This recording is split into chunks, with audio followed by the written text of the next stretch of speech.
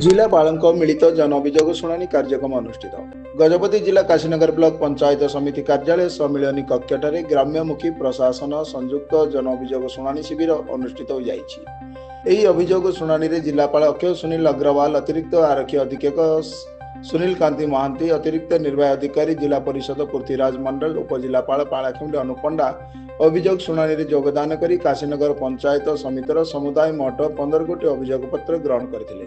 ସେଥିମଧ୍ୟରୁ ବ୍ୟକ୍ତିଗତ ଅଭିଯୋଗ ସମସ୍ୟା 7 ଗୋଟି, ଗ୍ରାମ ଭିତ୍ତିକ ସମସ୍ୟା 8 ଗୋଟି ଅଭିଯୋଗ ଆସିଥିଲା। ଅନ୍ୟ ସମସ୍ତ ଅଭିଯୋଗକୁ ତୁରନ୍ତ ସମାଧାନ କରିବା ପାଇଁ ବିଭାଗୀୟ ଅଧିକାରୀମାନଙ୍କୁ ଜିଲ୍ଲାପାଳ ନିର୍ଦ୍ଦେଶ ଦେଇଛନ୍ତି।